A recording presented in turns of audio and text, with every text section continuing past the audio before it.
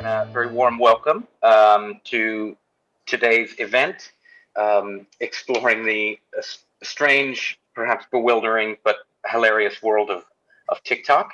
My name is Scott Addison. I'm a member of the PM Forum Planning Committee here in London.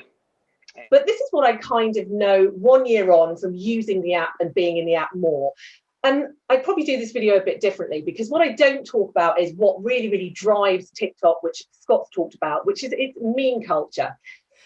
So a lot of the content you might find on TikTok might seem quite absurd and difficult to understand unless you're actually in the app and watching it. It's a bit like being in an in-joke, really.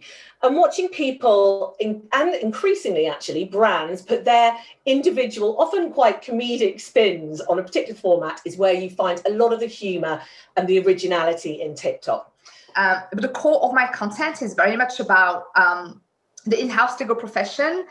I talk a lot about our relationship internally with our sales teams, mainly because obviously that's where the main friction is. In-house legal teams are usually under-resourced.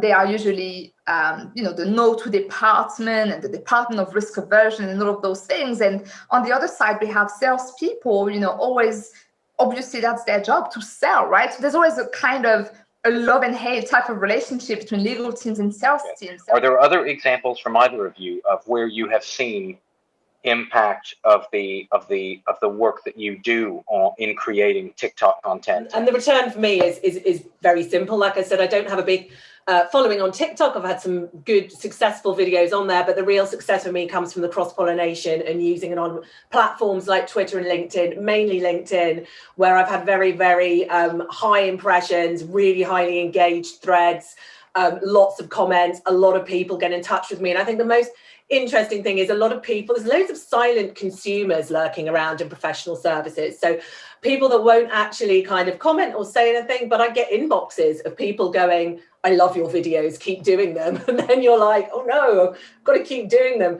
Question of whether you've experienced any internal issues with either colleagues or leadership when talking about the challenges of your profession. If you consume my content, you will soon notice that, I'm not targeting my employer, or it's an industry-wide problem.